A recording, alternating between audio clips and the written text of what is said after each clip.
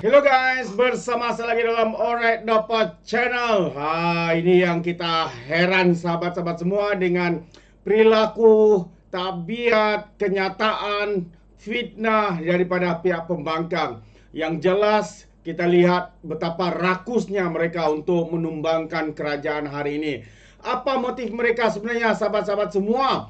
Dan pastinya dengan apa yang mereka lakukan ini, yang mendapat kesannya adalah negara kita, keuangan negara kita, pelabur-pelabur yang masuk di dalam negara kita. Itu yang menjadi masalah kepada negara kita. Adakah ini motif mereka mau melakukan semua ini untuk mensabotas kejayaan negara kita?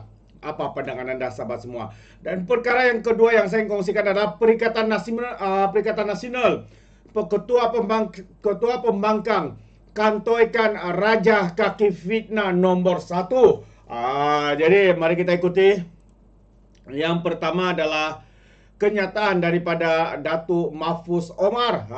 Katanya canang kerajaan tumbang takutkan pelabur. Ya, Datuk Mahfuz membidas Sanusi. Seperti mana yang kita tahu, Sanusi mengatakan rancangan untuk menjatuhkan, menumbangkan kerajaan telah pun dibincangkan sejak kerajaan ini ditubuhkan. Ini adalah satu perkara yang amat-amat memalukan sahabat-sahabat semua. Jadi saya ingin membacakan kenyataan Datuk Mahfuz ini yang saya petik daripada Free Malaysia Today. Pengurusi Pakatan Harapan Kedah, Datuk Mahfuz Omar berkata, tindakan Sanusi Non mencadang kononnya kerajaan perpaduan akan tumbang dalam tempoh terdekat boleh menakutkan pelabur yang mungkin merasakan situasi politik Malaysia tidak stabil. Mahfuz juga berkata, ia bukan hanya akan merosakkan ekosistem ekonomi di luar Kedah, malah turut menjejaskan ekonomi negeri itu. Beliau turut menasihatkan Menteri Besar Lato-Lato Kedah itu menonjolkan diri dengan watak sesuai dengan jawatannya dan tidak berlagak sebagai pemimpin politik kampungan. Apabila beliau bertindak sedemikian, pelabur akan membuat penilaian dan mungkin merasakan situasi politik di Malaysia tidak stabil. Tambah Datuk Mahfuz lagi, wahal ketika ini keadaannya cukup stabil dengan Perdana Menteri memiliki 2/3 di Dewan Rakyat sokongan ahli parlimen. Justru, katanya, pemimpin Perikatan Nasional terutamanya Sanusi perlu lebih bijak tampil dengan watak sebagai menteri besar dan bukan bersikap seolah-olah pemimpin politik kampungan, katanya menurut utusan Malaysia. Datuk Mahfuz lagi mengulas kenyataan Sanusi sebelum itu yang yakin kerajaan pimpinan Perdana Menteri Anwar Ibrahim tidak boleh bertahan hingga habis penggal dan mengetahui bila peralihan kuasa akan berlaku.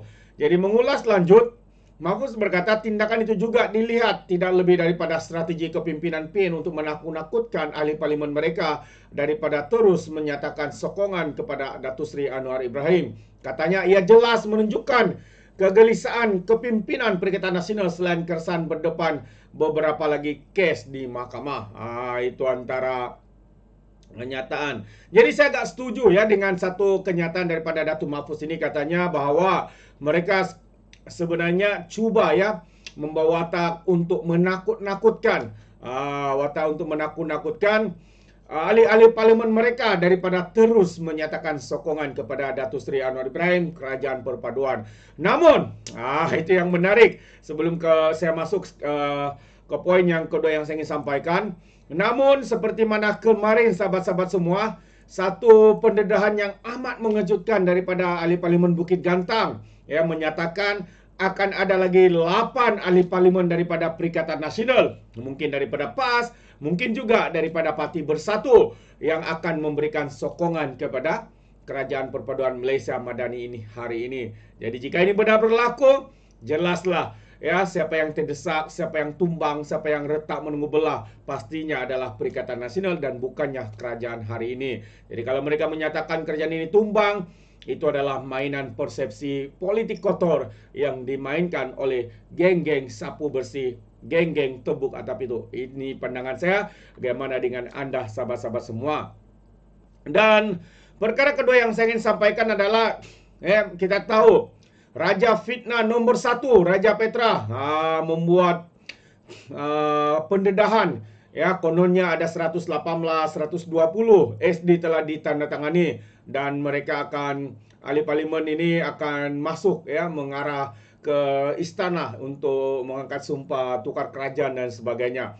Namun apa yang lebih mengejutkan adalah kenyataan daripada ketua pembangkang, pejabat daripada ketua pembangkang yang menafikan perkara itu. Dan ini menunjukkan bahawa kenyataan yang dibuat oleh Raja Fitnah nombor 1, Raja Petra ini, ya, bahwa beliau sudah terkantoi, ya, bahwa itu adalah penipuan besar. Kenapa ini boleh berlaku? Raja Petra, Raja Fitnah nombor 1 ini adalah penyokong kepada Perikatan Nasional, ya, cyber trooper mereka. Tapi apa yang berlaku? Beliau pula dikantoikan oleh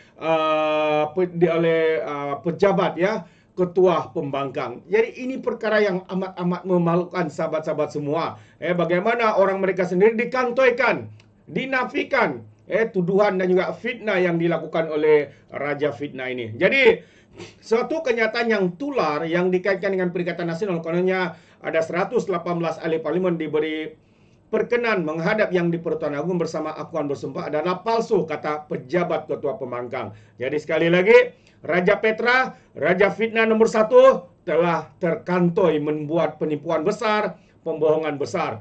Kata mereka, ia menjelaskan kenyataan akbar yang tular di media sosial, kononnya daripada Setiausaha Agung Perikatan Nasional, yaitu Hamzah Zainuddin yang juga ketua pembangkang. Penularan ini muncul di sebalik spekulasi tentang langkah Dubai mutakhir ini. Jadi petang tadi Sultan Johor pun telah membuat titah baginda, ya, yang akan mengangkat sumpah jawatan sebagai yang di Pertuan Agung ke-17.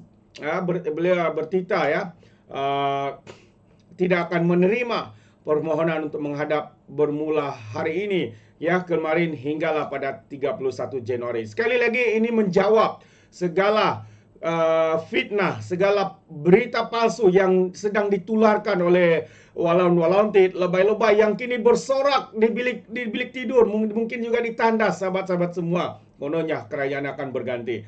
Jadi dalam titah baginda ini juga baginda menyatakan bahwa Sultan Ibrahim ingin meluangkan masa berkualiti bersama keluarga. Ya, baginda akan menggantikan Sultan Pahang, Sultan Abdullah, Sultan Ahmad Shah yang akan tamat penggalnya pada 30 Januari ini. Jadi, sahabat semua, apa yang saya katakan di sini dengan kerakusan mereka mahu menjatuhkan kerajaan, dengan kerakusan mereka untuk menumbangkan kerajaan, menjatuhkan Perdana Menteri. Pada pandangan Anda sebenarnya, apakah, ya, motif mereka melakukan perkara ini? Jadi Anda boleh berikan komen di dalam ruangan komen. Bagi saya, sekarang ini mereka begitu ketakutan dengan sikap agresif, ya, daripada pihak-pihak berkuasa yang mahu, ya, mengurangkan ataupun menyiasat segala penyelewengan, ya, segala salah guna kuasa, rasuah dan sebagainya. Ada di antara mereka yang sedang disiasat. Mungkinkah ini penyebab mereka begitu takut sehingga mereka mahu untuk menukar kerajaan, untuk menyelamatkan diri mereka daripada menjadi klaster mahkamah? Apa pandangan Anda, sahabat-sahabat semua? Itu pandangan saya. Jadi Anda boleh berikan komen dalam ruangan komen. Terima kasih. Sampai di sini saja. Izinkan saya untuk mengundurkan diri. Dan seperti biasa, peribahasa mengatakan, tak apapun kangkap, 2 tahun keinginan. Dalam bahasa Melayunya, tepuk dada, tanya selera. Sekian saja daripada Orang Dapat Channel. Saya kita berjumpa lagi. Bye-bye.